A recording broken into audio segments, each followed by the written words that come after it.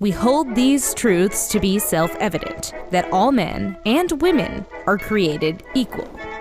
No, that's not the Declaration of Independence. It's actually from the Declaration of Sentiments, a document signed at the first ever Women's Rights Convention in 1848. Back then, women in the US weren't allowed to do a lot of things men were, like vote, and it would take them another 70 years to be granted that fundamental right. Why? Well, many thought encouraging women's involvement in politics would undermine society. The prospect of women voting was threatening to the white men who held power. In 1848, Elizabeth Cady Stanton and Lucretia Mott decided to organize factions across the country that were campaigning for suffrage, or the right to vote. The convention at Seneca Falls, New York addressed women's rights and inspired other conventions and meetings. Stanton considered it the beginning of the women's rights movement. After the Civil War, the 15th Amendment was introduced, which would give black men, but not women of any color, the right to vote. Suffragists were split. Stanton and Susan B. Anthony opposed the amendment, objecting to the exclusion of women. They formed the National Women's Suffrage Association, hoping to pass a constitutional amendment that included women. Others, like abolitionists Lucy Stone and Henry Blackwell, supported the 15th Amendment. They founded the American Women's Suffrage Association and lobbied for the women's right to vote on a state level instead of through a national amendment. The 15th Amendment was ratified in 1870. Black men could vote, but women still couldn't. In 1878, a women's suffrage amendment penned by Susan B. Anthony was finally proposed in Congress, but it was defeated on the Senate floor in 1887. In 1890, the separate suffrage movements merged, opting to tackle suffrage by state in the wake of the federal amendment's defeat. Within 6 years, Colorado, Utah, and Idaho granted women the right to vote. Wyoming had already done it in 1869. Around the same time, the National Association of Colored Women was formed, bringing together more than 100 black women's clubs. It included leaders Mary Church Terrell, Josephine Silent Yates, and Anna Julia Cooper. By the turn of the 20th century, the women's suffrage movement had gained renewed momentum. Parades, marches, and pickets drew great attention to the cause. Between 1910 and 1918, a number of states and territories expanded voting rights to women. In 1912, 15,000 suffrage supporters took to the streets of New York City. But as women's political power grew, so did the danger they faced. In 1913, on the eve of President Woodrow Wilson's inauguration, hundreds of women were injured in a massive suffrage parade in the nation's capital. In November of 1917, 33 suffragists were arrested outside the White House. The women were clubbed, beaten, and tortured by prison guards at the Occoquan workhouse. One of the movement's leaders, Alice Paul, founder of what became the National Woman's Party, was placed in solitary confinement in order to break her will and undermine her credibility. But press coverage of the women's treatment increased sympathy for their plight. And in 1918, Representative Jeanette Rankin, the first woman in Congress, opened congressional debate on a women's suffrage amendment. The resolution failed. In 1918, President Wilson also came out in favor of suffrage, declaring it was needed as a war measure. Wilson argued that women had been providing vital roles during World War I, and that their votes should be counted in order to make the world safe for democracy. Finally, in 1919, the Federal Women's Suffrage Amendment, the same one written by Susan B. Anthony back in 1878, was passed by the House and the Senate. And on August 26, 1920, the 19th Amendment was officially incorporated into the U.S. Constitution, prohibiting denying the vote to a U.S. citizen based on gender. Although states could still deny voting rights based on other things. It would take another 4 years for Native American women and men to get the right to vote, and more than 30 years before major restrictions were lifted on Asian American voting rights.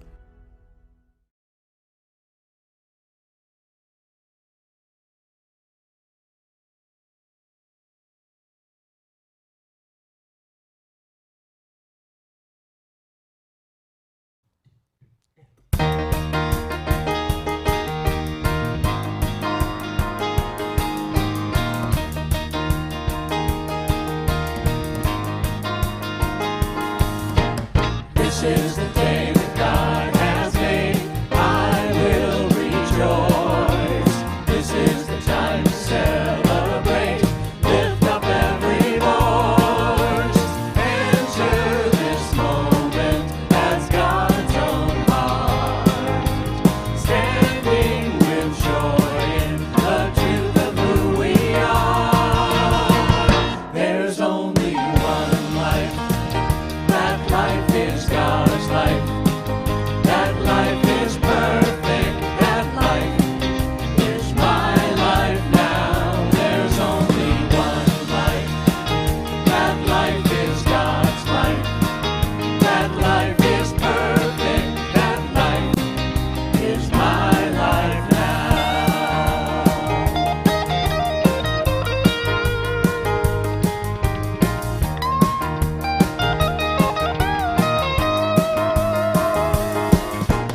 This is the day that God has made. I will rejoice. This is the time to celebrate. Lift up every voice. Enter this moment as God's own heart. Standing with joy in the truth of who we are. There's only one life. That life is God's life. That life is perfect. That life is my life now. There's only one life. That life is God's life. That life is perfect. That life is my life now. There's only one life. That life is God's life. That life is perfect. That life is my life now. There's only one life. That life is God's life. That life is perfect. That life is my life. This is the day that God has made. Good morning. Welcome to Vision Sunday Celebration. We are here for uplifting, inspirational words and music to share with you to uplift your day as well. So before we do anything else, before we go any further, let's pray in. I give great thanks for this day. I stand in such gratitude for this life that is God. It is God's life. It is whole, perfect, and complete. It seeks to know of itself in form, and we know the manifest universe is the body of God. It is that natural and logical outpicturing of this sentient energy, this beloved universal intelligence that knows of itself in form. And we are that. And so is all life everywhere, from animal to mineral to vegetable. We know and accept that all life is some part of the whole life of God's. So right here, right now, we come together to remember that, to celebrate that, to know that we are that. We are living the life of spirit in form. So I give great thanks for that. In love and in gratitude, I simply let it be. And so it is. Good morning, everyone. How's everybody doing? Grab your cup of coffee, sit down in your favorite comfy chair, and let's just do this thing, shall we? I want you to know that we have practitioners here to serve you in prayer. Even though you're not here in the room, you can get a hold of a practitioner online. You can go to Vision's website, visioncsl.org, and find the page that lists practitioners and their phone numbers, and call a practitioner, get prayer support on the phone. You can also go to our website and find the prayer request form on the website and fill it out and send it in electronically. You'll get an email saying we received it and we're praying on it. You can leave your phone number there as well, and someone will return a call to you to pray with you and for you over the phone. You can ask for a prayer to be left on your voicemail, and you can listen to it over and over. And that's what I love about voicemail prayers, is that you can listen to them over and over again and just really allow it to sink down into your soul so that you know the truth of it. So however you'd like to be served in prayer, please know we are here, even though we're not physically here. We are here to serve you every single day. There will be a meet and greet. We're having our virtual hospitality after our celebration this morning. So get that Zoom invitation on in the conversation box, I think, or on the website, and click on after the celebration today and join in the Zoom room. We have conversation, we have laughs, and you can get one-on-one prayer as well in one of the breakout rooms. So however you would like to be served in prayer, we are here to serve you. Even though we are not together, we have to know we are one, and we are together heart to heart through this technology. So take advantage of that. What else did I want to tell you? We have guest packets, of course, for when we open again. We're getting ready. You know that we're always planning for when we return together. But there is a greeting that we always say for our guests. It's on the guest packets, and we say it together so that we can remember it for ourselves. So for our guests, for those of you that are tuning in for the first time, maybe have never seen Vision Sunday celebration before, wherever you are in the country or in the world, if you're tuning in for the first time, this guest greeting is for you. So, okay, everybody that's a Vision member, let's say it together for our guests and to remind ourselves. So you ready? Whoever you are and wherever you are welcome here. You are safe and you are loved. And that is the truth. So sit back, enjoy. We have wonderful music for you. We have great inspirational affirmations, meditations, and conversations. But right now, I'm going to turn it over to the celebration singers who are going to sing their centering song to prepare us for meditation.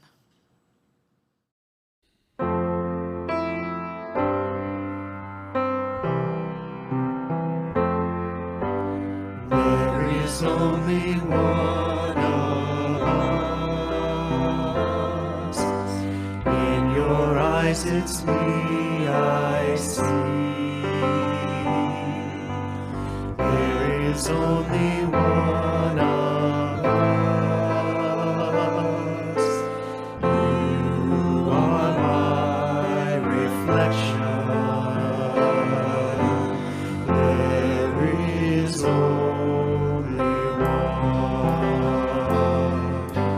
There is only one of us.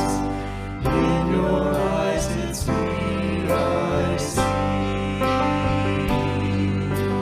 There is only one of us. You are my reflection. There is only one. There is only one of us. In your eyes it's me I see.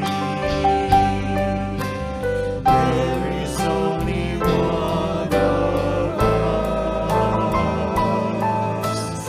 You are my reflection. There is only one. You are my reflection. There is only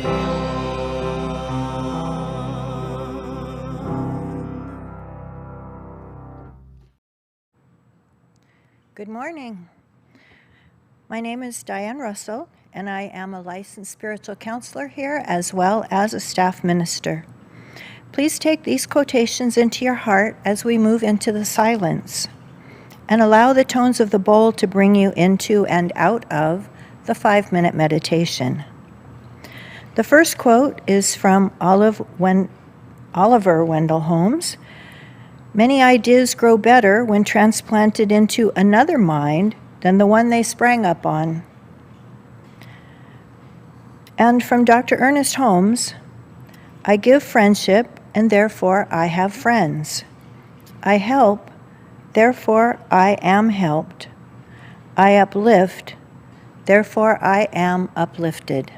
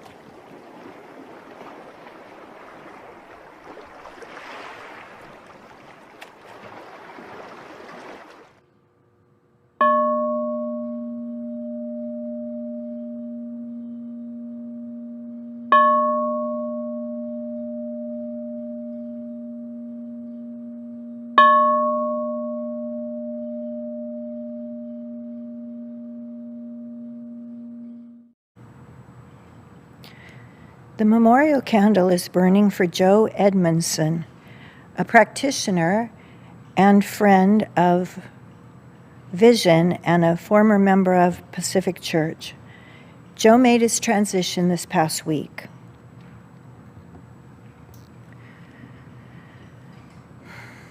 So recognize with me that there is one eternal life, one singular source, one creative mind, one creative life, and that we are all traveling on this path, this spiral of life. We bless Joe on his journey. And know with me that this life of ours is propelled by that creative life, creative energy that flows through and in each one of us. That we are independent and that we are also interdependent.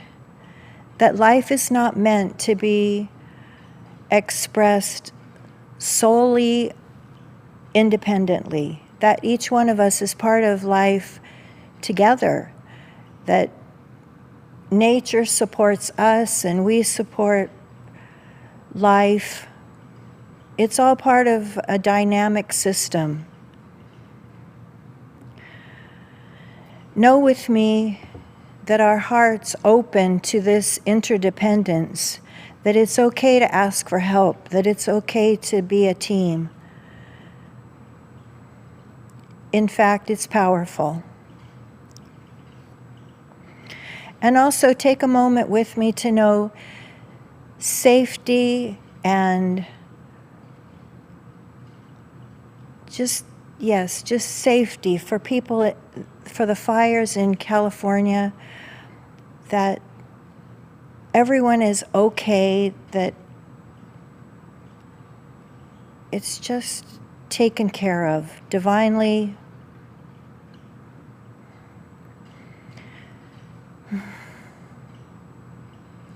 I know that God is with us now and always, that this time together is engaging, is inspiring, that we are whole and complete now and always. I allow these words to be complete in the mind of God and complete here on the material plane. And so with great thanksgiving in my heart, I allow it to be done and free and release it to its completion. Together we say, and so it is. Hi, I'm Shaina Pugh, and I'm so delighted to be back here at Vision. I will be singing 2 songs for you today. The first one is Amazing Things by Megan McDonough and Janice Stanfield. And the second one is True Calling, and that one's written by Janice Stanfield as well. I hope you enjoy.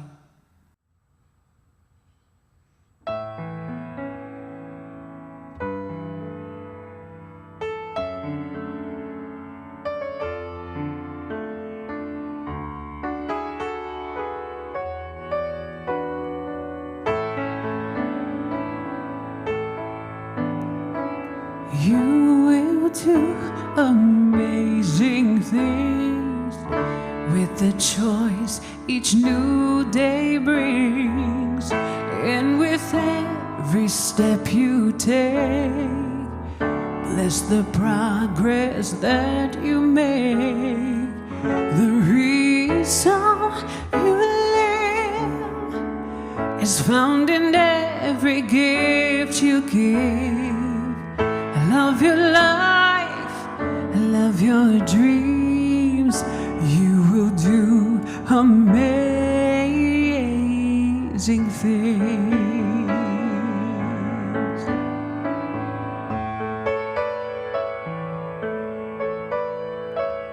All the places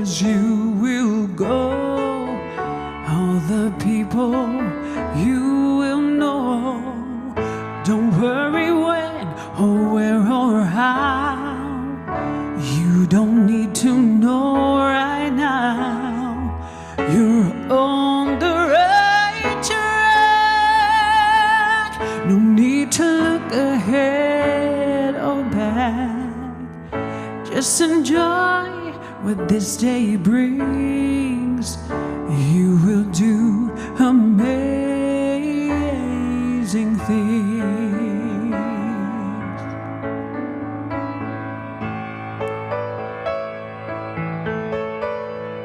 Amazing,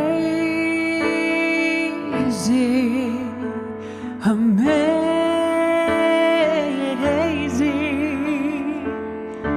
You will do amazing things. Amazing, amazing. We will do amazing things. You don't have to work it out. Just stay in the here and now. Let your mind relax for a little while. Sometimes deepest answers come when you're out there having fun. So close your eyes, take a breath and smile.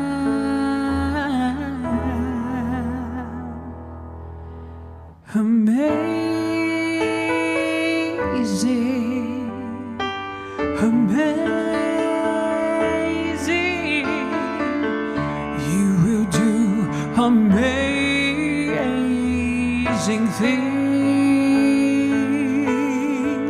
Amazing, amazing. We will do amazing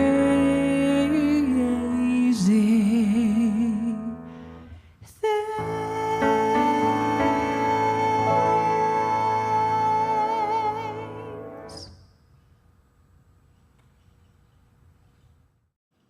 Good morning. You know, we're in the month of August, and the monthly theme for August is inclusion in action. And so we talked about open invitation. This was your invitation to participate in inclusion in action. And then we talked about Start Me Up, how we begin, right? What we need to do to get ready to absolutely grow and to be that in the world. And then last week, the talk was the allness of me, how we integrate all of those parts of ourselves, how we do that to really be our authentic self in the world. So today I want to address teamwork, dream work. Don't you love that? I just think that is so funny. Anyway, that's usually an expression that they use in business, right? Teamwork makes the dream work, baby.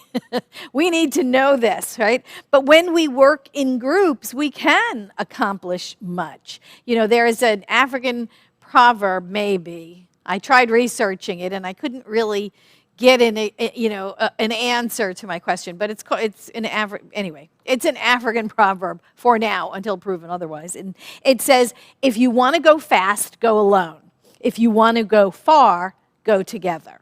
And so that's really what we're talking about. We're talking about collaboration, cooperation, communication, and commitment.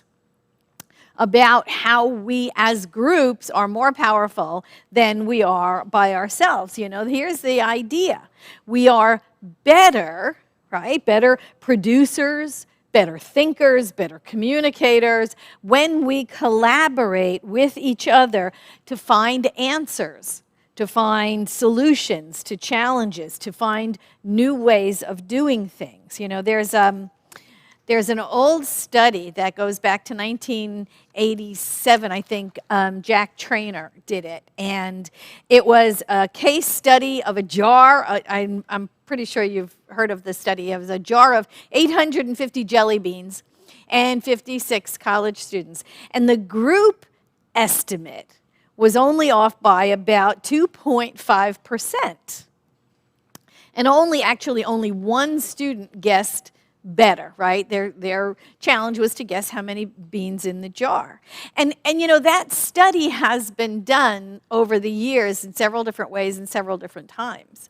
But the results are always the same. The average of the group comes closer than really most anyone's individual answer. 2007, Michael Baupason did the same thing. He reproduced that same jelly bean study to 73 Columbia business students. Now, their guesses ranged, wildly from underestimating to overestimated, anywhere from like 250 to 4,000, when the actual number of beans in the jar was 1,116. The average error was 700. It was a massive 62% error rate, demonstrating that the students were awful estimators. But here's the weird part about that. Even with all of those wildly inaccurate guesses, when put together, the wisdom of the group, the average was 1,151. So it was just 3% off the mark. The wisdom of the group comes through. Right? The wisdom of the group. Not only that, but 2 out of the 73 students actually guessed better than the group average. So this is really the wisdom of the group, this group dynamic. And Ernest Holmes said this in Living Without Fear. The law of the universe propels mind into action. Action into creation. Creation being an effect, a result.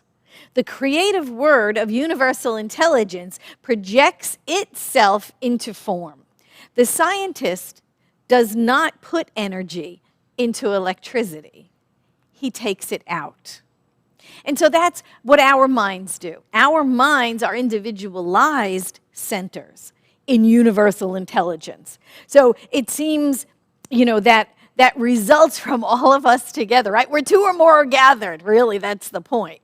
The information that we get as a group is superior most of the time to any one of us alone. This is a group mentality thing. This is, animals. You have this, swarms, right? This swarm intelligence or herd mentality. Bees demonstrate it, birds demonstrate it. There is this swarm mentality. And there's an actual company that was founded in 2014 by Dr. It's in my notes. Dr. Louis Rosenberg formed a company in 2014 called Unanimous AI. And in it, he conducts group intelligence experiments, combining thoughts and opinions and intuitions in real time to answer questions, to make predictions, to make decisions. And they have been phenomenally successful. They call it artificial swarm intelligence. And back in 2016, they got together to predict the winner of the Kentucky Derby. Now, not only did the group predict the winner, the group predicted what is called the superfecta. They predicted the first, second, third place, and fourth runner-up place, 4 horses. And they predicted it a week before the Kentucky Derby ran, and then they did it again the night before the Kentucky Derby ran. Now, that, what did I call it, superfecta, that superfecta, those 4 horses in those exact places went off at 541 to 1. And in that Kentucky Derby that year, they came in exactly as predicted. So if you put $100 on that, basically you would have won $54,000. And I think one of the investigators of that particular study did exactly that. But here's this collective intelligence. Not only does this company predict horse races winners, it's going to change the face of betting altogether, don't you think? Maybe we should get in on it. But here's the thing. This group intelligence, they're doing it with how many yards is a person going to run, or who's going to win the Oscars, or any kinds of predictions like that. This company is putting together in real time these the intelligence of the group, the wisdom of the group, everybody putting in their intuition, their ideas, their assumptions, whatever.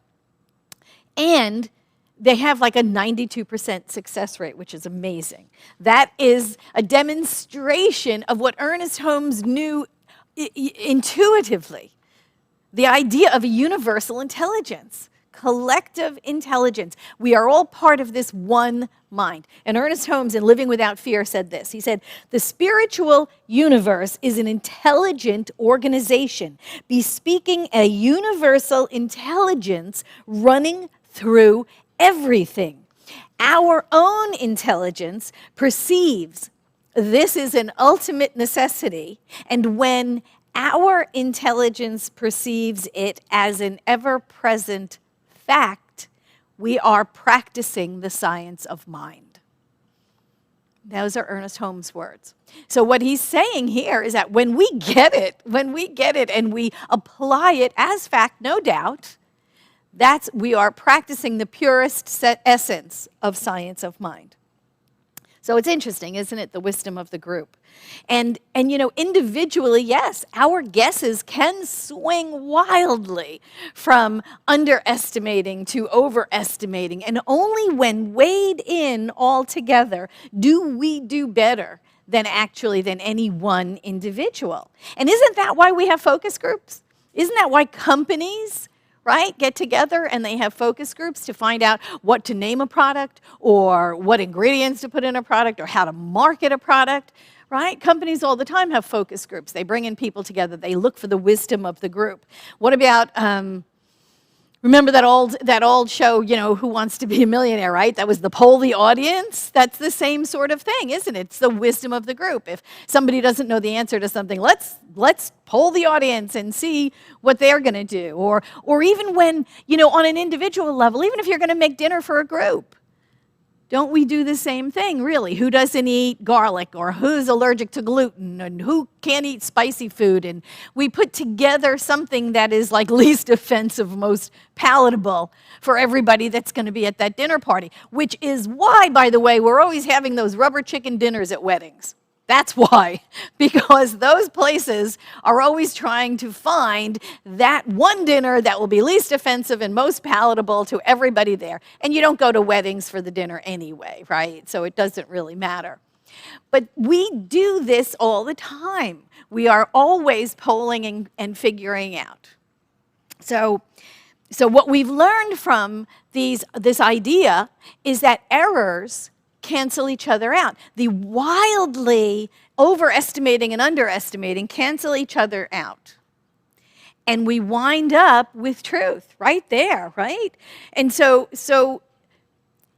the idea that polling groups or getting together and doing this artificial intelligence work or investigating the swarming intelligence is good for striking that average, for finding the mean in there. It is not so good for innovation, is it?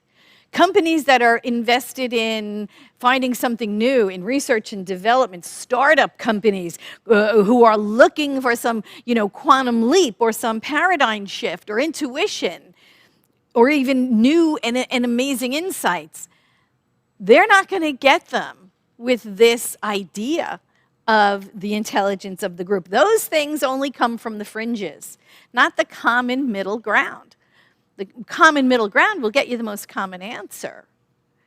But when we are looking to advance, when we're looking for innovation, what do we look to? We look to those independent thinkers, the ones that don't go with the group, the ones that think outside of the box, the ones that would be on those, opposite ends of what we're looking at, those ideas that would cancel each other out, the underestimators and the overestimators. That's where those innovative ideas would be coming from. But here's the thing. We are all thinking in, with, and through divine mind. Right? Universal intelligence is doing its thinking through us.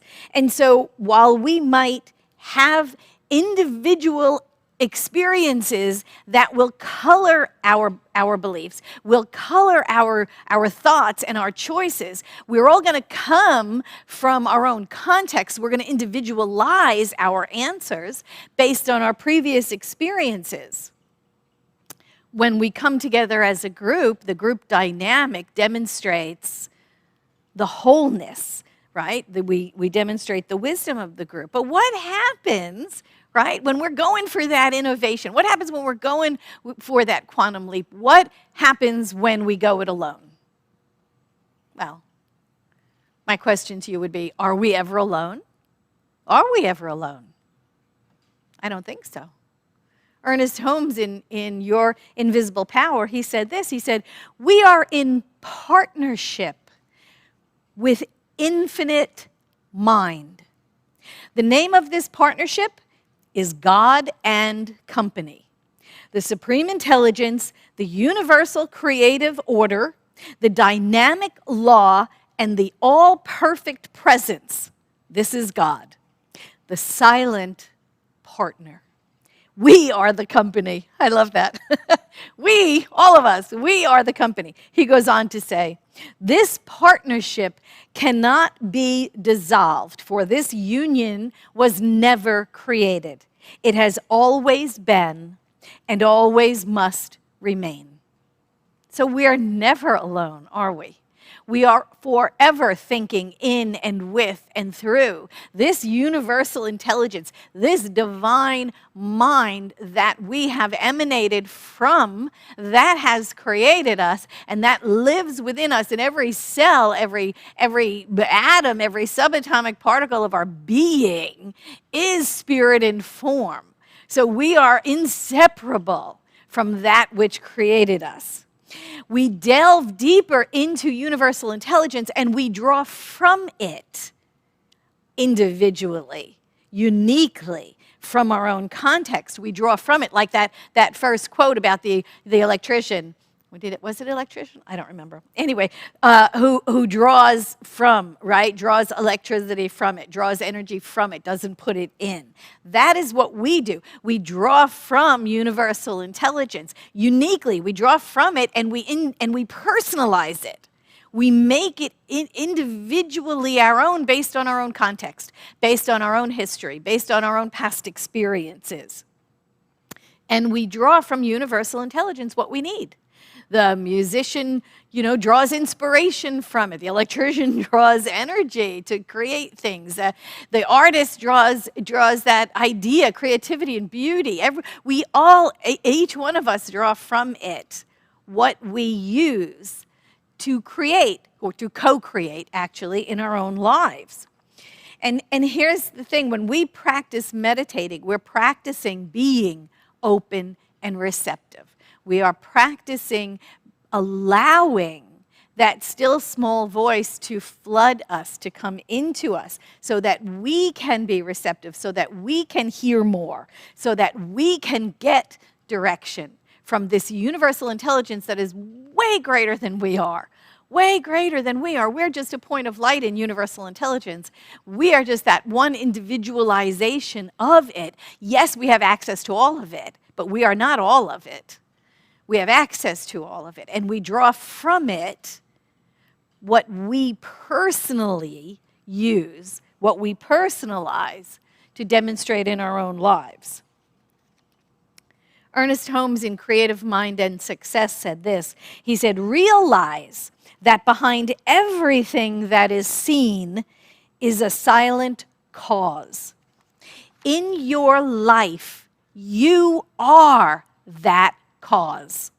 There is nothing but mind, and nothing moves except as mind moves it. We have agreed that while God is love, yet your life is governed absolutely by mind, or what we call law. In our lives of conditions, we are the cause, and nothing moves except as our mind moves it. Co-creation.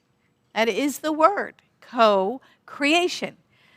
We didn't make the power. We didn't manufacture the power. We didn't invent the power. We discovered a power and a presence that has always been and always will be.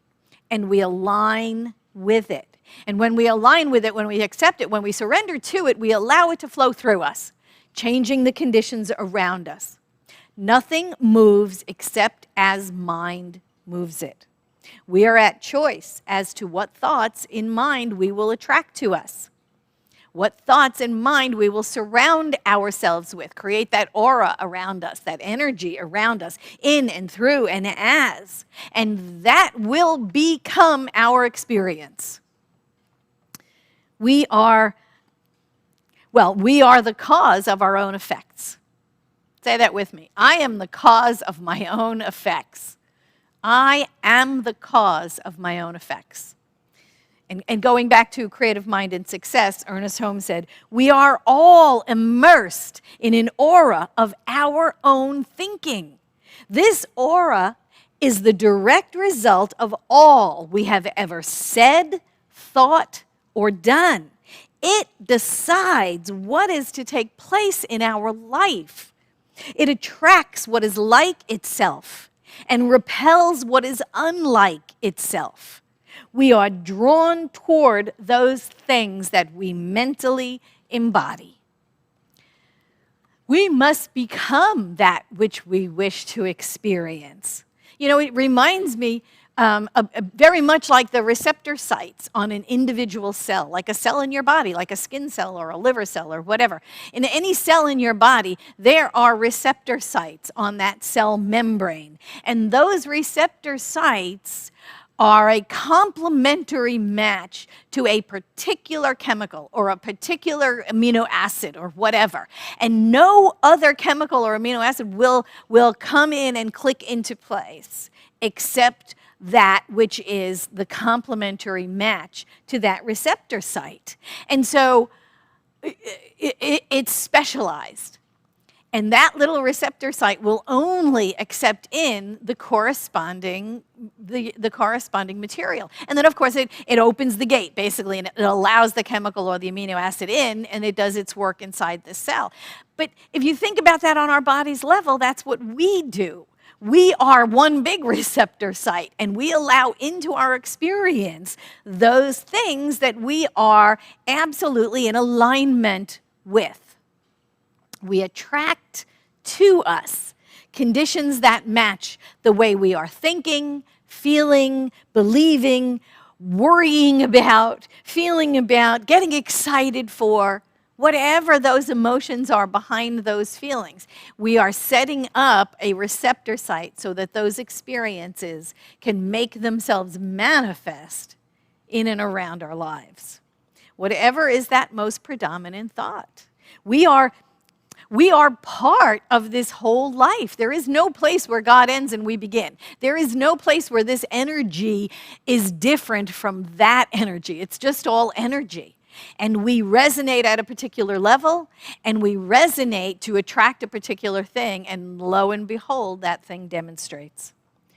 Ernest Holmes in the Science Mind in the Science Mind textbook said this. He said, life is one perfect wholeness. The universe is a unit. God is one. That subtle something which runs through all things and which we call the thing itself, that energy without which nothing can be energized, that life without which nothing can live, that power without which nothing can move, and that spirit without which nothing can be, is God.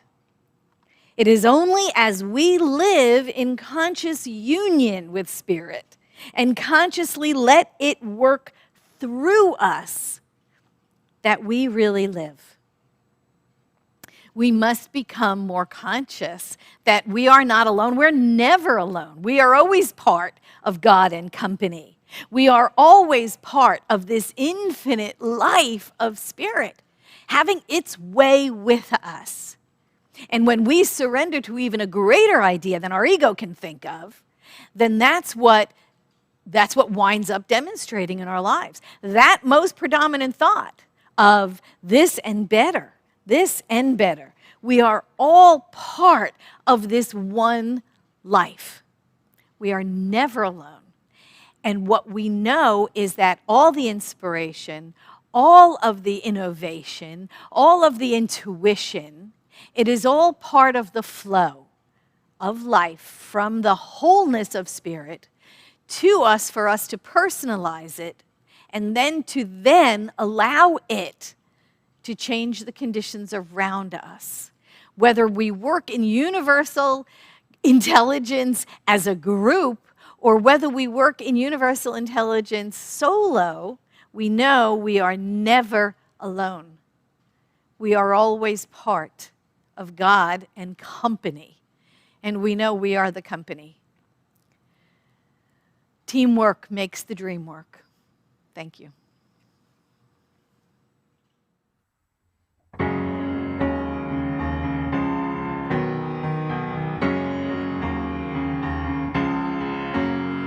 When you hear a voice no one else can hear, and it's clear and loud and ringing in your ear, and you finally know what it's time to do. That's your true calling, calling you. That's your true calling, calling you. When your heart's wide open, 'cause your mind's been changed, and the dreams you dream are not the same. There's a gate that's open you can walk right through.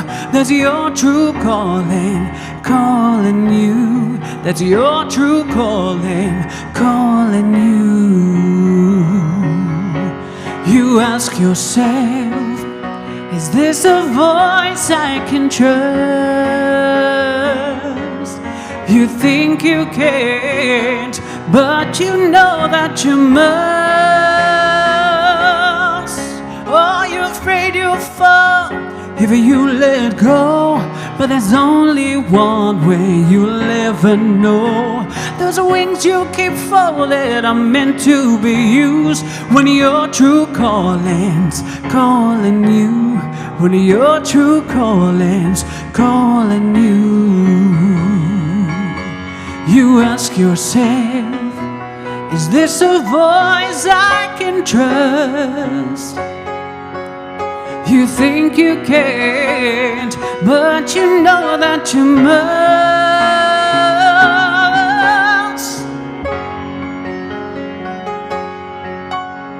When your heart's wide open, 'cause your mind's been changed, and the dreams you dream are not the same.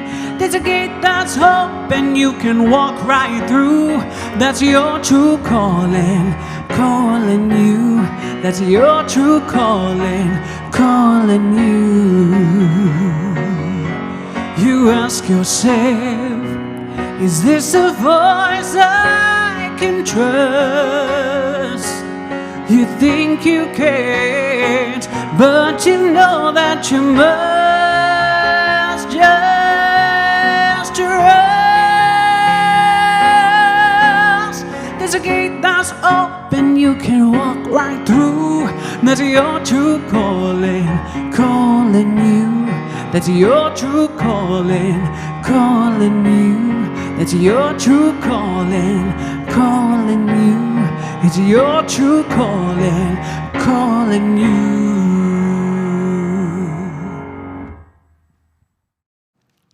Isn't that beautiful? Thank you, Shaina Pugh. What a wonderful, wonderful song. And we absolutely know the truth of those lyrics. It was so good to see you this time, and we look forward to seeing you again, maybe in real person, right? In life, in this room, with everybody in their seats. It'll be wonderful. Looking forward to having that again. Thank you so much for your beautiful music and your beautiful voice today. We so appreciate it. So now it is time for our conscious circulation. This is your opportunity to give back to those people, places, and things, organizations that support you and nourish you spiritually. If Vision is that place, or if Vision was that place for you right here, right now, today, then this is the appropriate place for your donations. We accept them gratefully, because it allows us to do what we're doing here. And it's been quite a challenge over the last several months, hasn't it?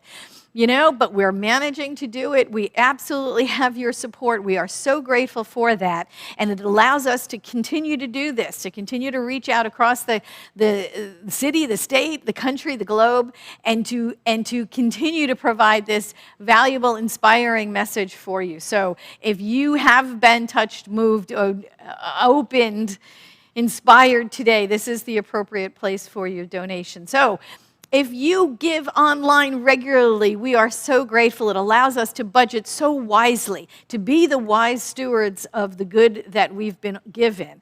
And if you are considering making a donation today by check or online, by PayPal, by going to Breeze or Subsplash, whatever we have in that conversation box that you can click on, just take that intention into your mind as we go within to pray.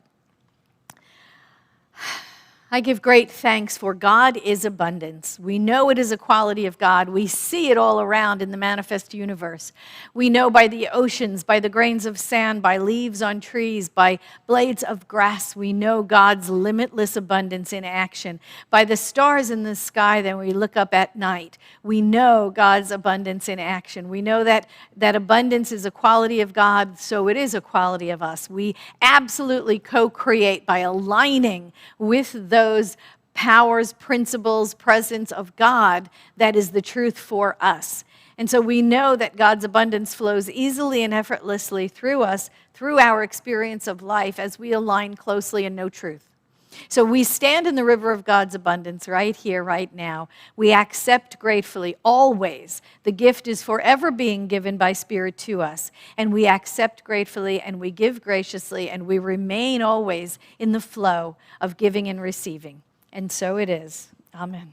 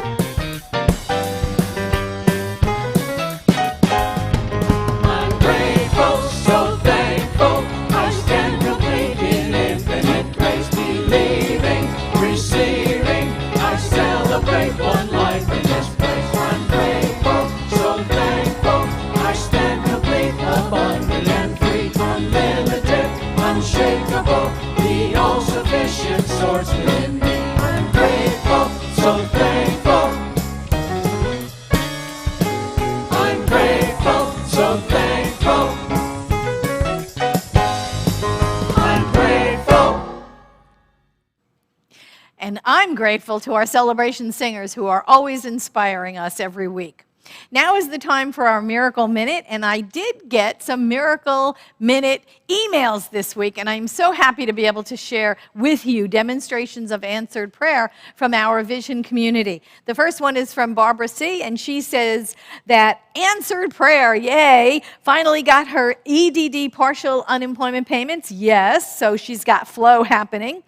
Got new renters to fill her space in the apartment, and she's grateful about that. Finally, things are back to flowing, and isn't that lovely? It's a wonderful place to be. And her daughter Delilah's online school is running way smoother than it was last semester, and phew, she said she's grateful and thankful. And she has way more energy back. So I love all those demonstrations, and just keep the prayer going, right? Because, this or more, that's what we keep saying. And also from James V, he said return to total health. He said this: everything looks fantastic. He went to the doctors. He said, everything looks fantastic, stronger and better than ever. He said, the doctor said he was clear to go ahead and do competitive weightlifting if he wanted. He loves it. He's like, that's not his thing. But he, just is grateful he got the all clear. Everything is wonderful. And he doesn't have to be seen again until, a summer a year from now. We're so grateful for the demonstrations of answered prayer. We know that prayer changes things. So get prayer whenever there is a challenge. Whatever takes you out of that holy instant is worthy of prayer. And if you feel weighed down or challenged, remember those practitioners are here to pray with you and for you. So grab a practitioner's phone number, give them a call, get prayer. You want things to change in your life. This is the way they change. Prayer changes things. And now it's time for The Last Word by Johnny Kirko. Here's Johnny. Oh, I'm doing it at least. I hope the rest of the audience in the world gets to do that with me. Love you guys. So we are continuing our Vision virtual meet and greet right after our celebration. So join us. There's a Zoom meeting information and the email I sent you yesterday, as well as I think Paul's got it up on our Facebook right now. So join us. We'd love to say hi to you. There'll be practitioners available as well for you, so you can do some one-on-one prayer. So join us. Love to see you. And Reverend Patti always shows up every once in a while. She kind of gives little ideas of her talk. If you have questions in regards to that, stick around and let's talk about that too.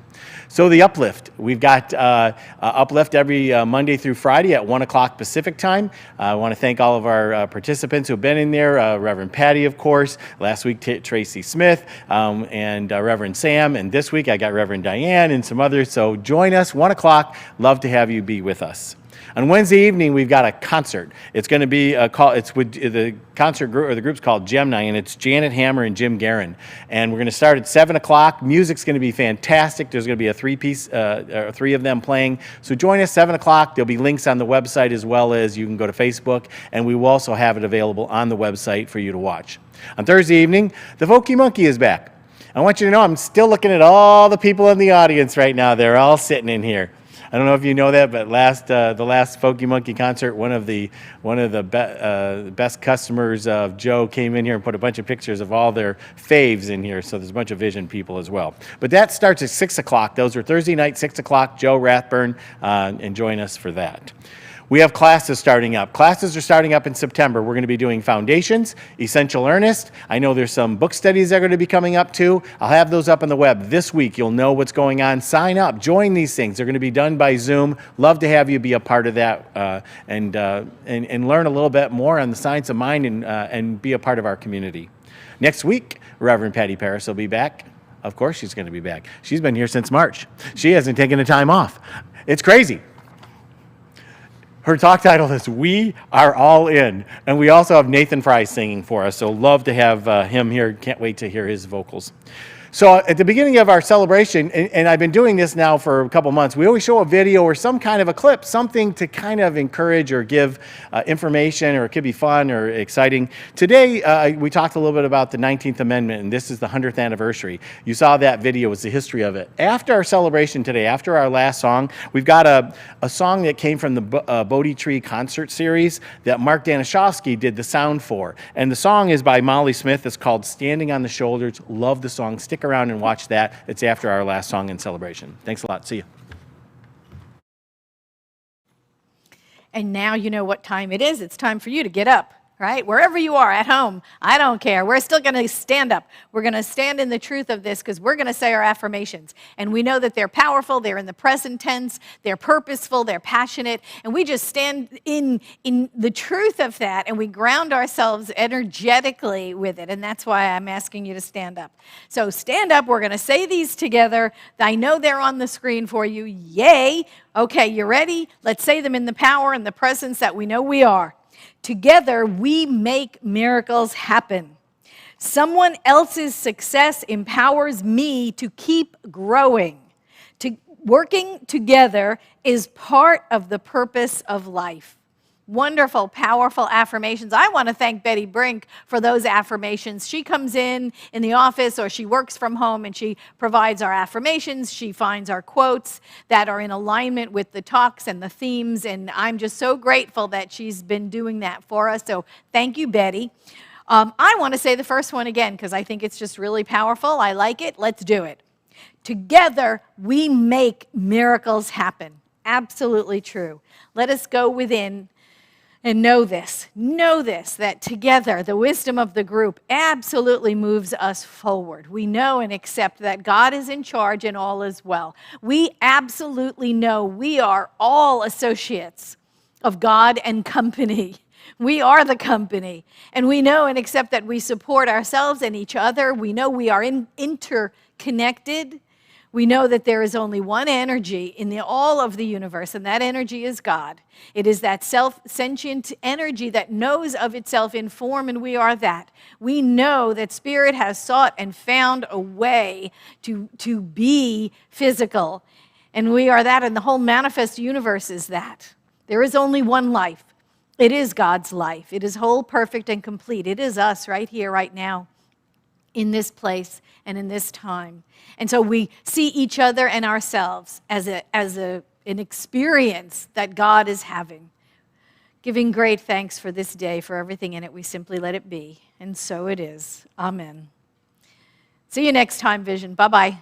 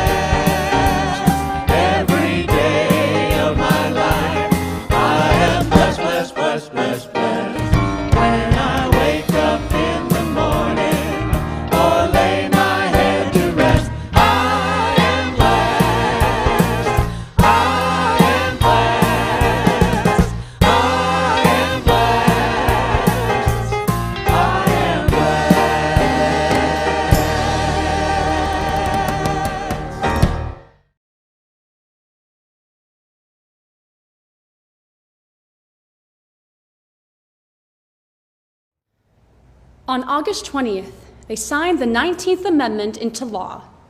But the 19th Amendment did not enfranchise all women. Black women, Native American women, and other women of color remained disenfranchised for decades. The right to vote did not become a reality for all women in America until the passage of the Voting Rights Act of 1965. But today, voting rights continue to be challenged.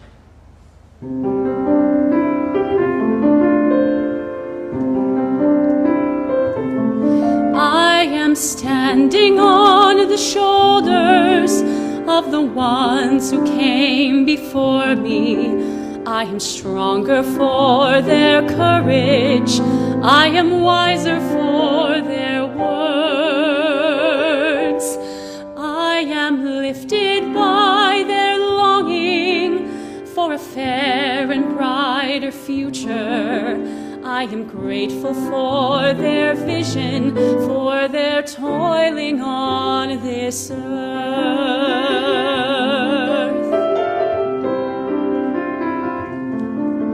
We are standing on the shoulders saints and they are humans. They are angels, they are friends. We can see beyond the struggles and the troubles and the challenge when we know that by our efforts things will be better in the end. They lift me higher than I could ever fly, carrying my burdens away. I imagine our world, if they hadn't tried, we wouldn't be here before you to say.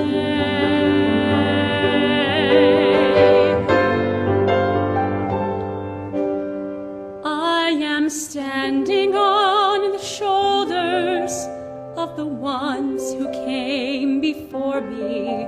I am honored by their passion for our liberty. I will stand a little taller, I will work a little longer, and my shoulders will be there to hold the ones who follow me.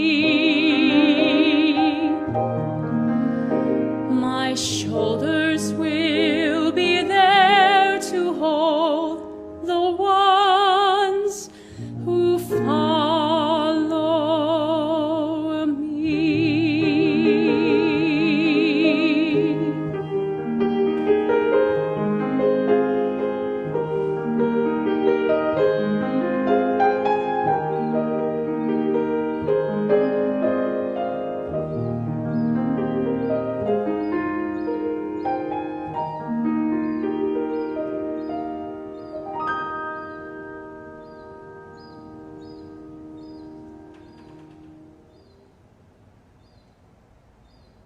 The young suffragists who forged the final links of the chain were not born when it began. Old suffragists who forged the first link were dead when it ended. Susan B. Anthony and Elizabeth Cady Stanton did not live to see the end of the revolution they ignited.